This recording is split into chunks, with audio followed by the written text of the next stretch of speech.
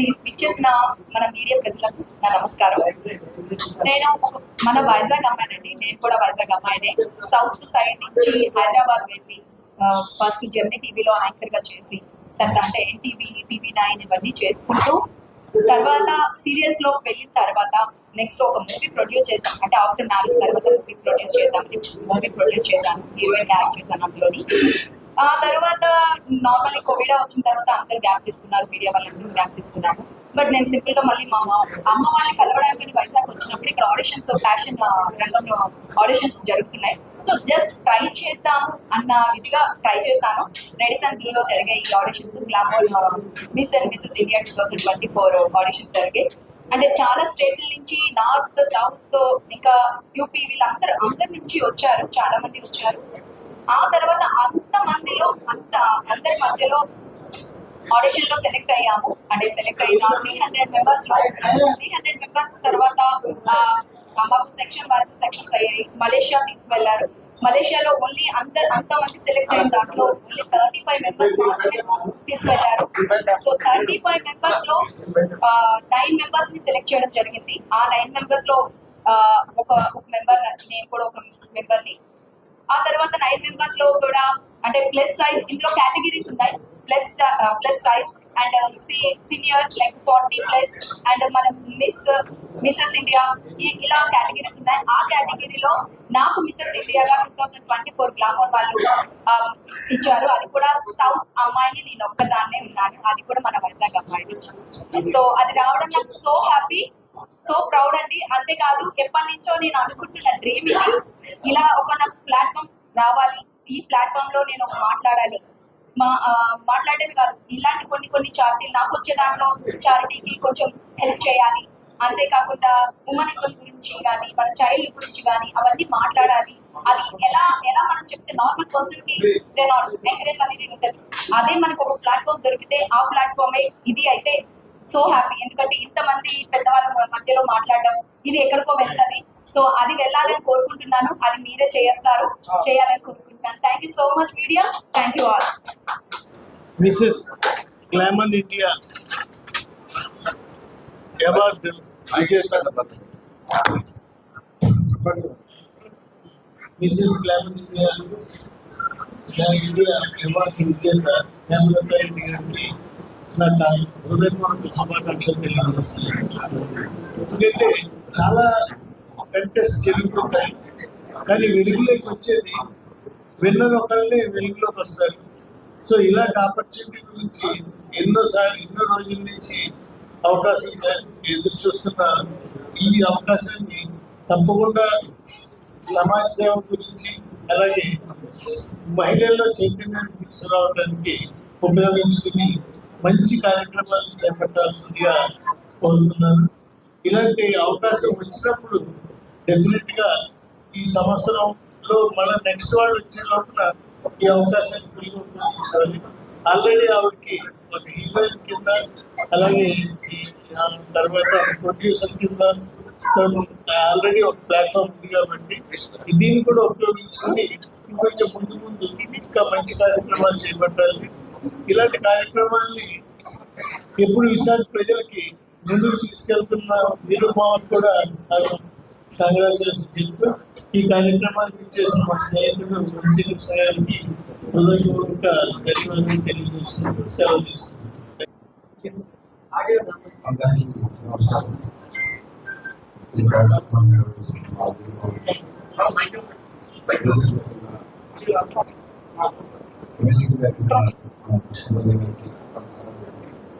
అలాగే ఈరోజు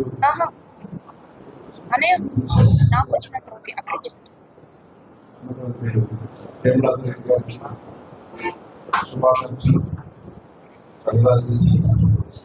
ఎందుకంటే నేను పొజిషన్ వచ్చింది కాబట్టి మహిళల్ని చేయాలి, నేను ఈ సమాజ అభివృద్ధి కోసం చేయాలని నిజంగా చేస్తారు. ఈ పొజిషన్కి రావడానికి అమ్మాయి కష్టాలు పడడంలో మనందరికి తెలుసు. పోటీ పడుతుంది. 300 మంది పాల్గొన్న ఆ కార్యక్రమంలో నెంబర్ 1 గా వచ్చారంటే అమ్మాయి తెలియదు కానీ అమ్మాయి గోల్డ్ అమ్మాయి అర్థం చేసుకోవాలి. మలేషియా భవిష్యత్తు ఇంకా చిన్న ఉన్నతమైన అందుకోవాలని ముఖ్యంగా విశాఖపట్నంలో రానున్న రోజుల్లో సిటీ ఫీల్డ్ కానీ ఒక ఫ్యాషన్ ఫీల్డ్ కానీ అభివృద్ధి జరగబోతుంది. ఇలాంటి కార్యక్రమాల ద్వారా ఇంకా ఎంతో మేలు జరుగుతూ ఉంది. సో ఈరోజు ఆ అమ్మాయి మనస్ఫూర్తిగా మనందరం కూడా అభినందించాలి. విశాఖపట్నం ప్రజల తరఫున ముఖ్యంగా మా సౌత్ కాలనీలో ప్రత్యేకమైన అందరూ కూడా అమ్మాయిని స్ఫూర్తి తీసుకుని ఇంకా రానున్న ఫ్యాషన్ పద్ధతులను ఈ పోటీ ప్రపంచం ముందుకెళ్లే విధంగా స్ఫూర్తి నింపినందుకు అమ్మాయిని మనస్ఫూర్తిగా అభినందిస్తున్నాం. ఇలాంటి వాళ్ళని ఎంతో ఎంకరేజ్ చేస్తూ ఒక ఆర్టిఫిషియల్ మా వీరమామకు ప్రత్యేకంగా ధన్యవాదాలు. ఎందుకంటే ఇలాంటి వాళ్ళని ఎంకరేజ్ చేయకపోతే విశాఖపట్నంలో ఎక్కడా కూడా ఎదుగుకోవడం ఇలాంటి గ్రామాల్లో ఎప్పుడైతే ఇలాంటి కార్యక్రమాలు ఎంకరేజ్ చేస్తున్నారు ఇంకా కొంతమంది తయారవడానికి అవకాశం మా వీరమామకు కూడా ప్రత్యేకంగా ధన్యవాదాలు. అనుకోవాలని మా స్ఫూర్తిగా థ్యాంక్ యూ. ముఖ్యంగా వాళ్ళ నాన్నగారు ఎంకరేజ్ వాళ్ళ నాన్నగారు చెప్తా ఉన్నారు మీరు చెప్పారు. Thank you sir. Thank you very much. All the best. సభ అధ్యక్షుడు వీరమామ గారికి అలాగే మన ముఖ్య అతిథి దక్షిణ శ్రీకృష్ణ గారికి అలాగే సోదరులు కృష్ణప్రసాద్ గారికి అలాగే ఈరోజు గ్రామ మిసెస్ ఇండియా అవార్డు తీసుకున్నటువంటి మన ఆంధ్రప్రదేశ్ మరి ముఖ్యంగా మన విశాఖపట్నం మన ప్రాంత అమ్మాయికి అదే మన విశాఖపట్నంలో అమ్మాయికి మిసెస్ ఇండియా అవార్డు రావడం నిజంగా మా అందరం గర్వించదగ్గ విషయం. చాలా మంది ఏమనుకుంటుంటే అంత అసామాజికంగా ఆ అవార్డు వచ్చేసేది కాదు. ఎందుకంటే వాళ్ళు ఎంతో కష్టపడి ఎంతో సాధన చేసి ఆ ఆహార నియమాలు పాటించి తిండి కూడా సరిగ్గా తినకుండా దానికోసం కృషి చేస్తేనే ఆ అమ్మాయికి ఈ రోజు ఈ అవార్డు రావడం.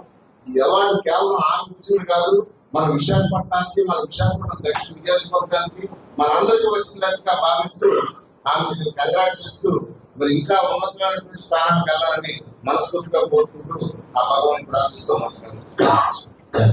పెద్దలు ఈ విశాఖపట్నం నగరాభివృద్ధికి తమదైన సంఖ్యలు చేస్తున్నటువంటి పైడే కృష్ణప్రసాద్ గారు, మరి అదేవిధంగా మా తమ్ముడు వీరమామ, మరి మన ప్రత్యేకంగా నెసెసిటీగా కిరీటం దక్కించుకున్న రామనాథ్ రెడ్డి గారికి సన్మాన సత్కార కార్యక్రమం ఏర్పాటు చేశారు. అది ధన్యవాదాలు. నేను కొద్దిగా ఐ చెకప్ వెళ్ళడం వల్ల లేట్ అయింది, సారీ.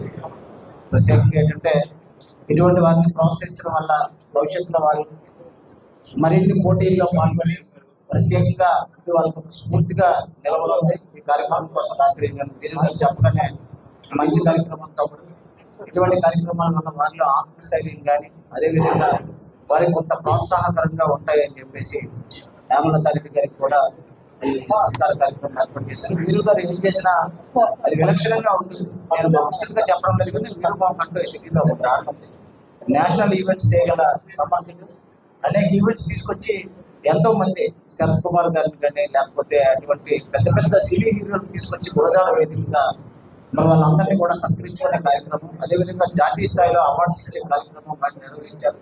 మరి హైదరాబాదు ఢిల్లీ వేదికగా కూడా వీరు కార్యక్రమాన్ని నిర్వహించారు. ఎప్పుడు కూడా చేసే కార్యక్రమాలే మనకి స్ఫూర్తిదాయకంగా మిగిలితే ఈరోజు తనకంటూ ప్రత్యేకంగా కొంతమంది అభిమానులు ఉన్నారు, తనకంటూ కొంతమంది ప్రత్యేకంగా స్పాన్సర్స్ ఉన్నారు. ప్రత్యేకంగా వీరు ఏ ఈవెంట్ చేసినా అది ఖచ్చితంగా విజయం 100% విజయం సాధిస్తుందనే ఒక నమ్మకం అయితే ఈ చాలా మంది స్పాన్సర్లో కానీ లేకపోతే అతను చేసే కార్యక్రమాల్లో పాల్గొనగలిగింది. మొన్నే విశాఖపట్నంలో ఉన్న అన్ని స్కూల్స్ పిల్లలకి కూడా కాంపిటీషన్ నిర్వహించి వైజాగ్ పూర్తి కళావని ఆధ్వర్యంలో అతి పెద్ద ఈవెంట్ చేశారు. దాదాపు వేలాది మంది పిల్లలు ఈ కార్యక్రమంలో పాల్గొని బహుమతులు స్వీకరించారు.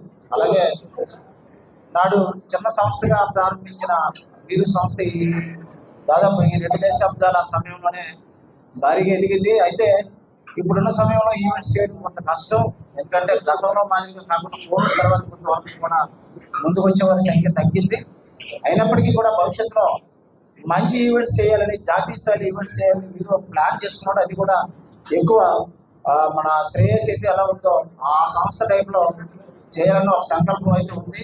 అతని ఆశయం నెరవేరాలని అతనికి ఇప్పుడు కూడా మా సంపూర్ణ మద్దతు ఉంటుందని, అలాగే ప్రత్యేకంగా ఈరోజు విన్నర్గా నిలిచినటువంటి హేమలత రెడ్డి గారికి కూడా మా అందరి తరఫున ప్రత్యేకంగా మా జర్నలిస్ట్ మిత్రుల తరఫున కూడా మీకు ధన్యవాదాలు తెలియజేసుకుంటూ భవిష్యత్తులో మీకు మరిన్ని విషయాలు కలగాలని మా పైన కృష్ణప్రసాద్ గారిని దర్శించిన అందరికీ కూడా మంచి జరిగింది.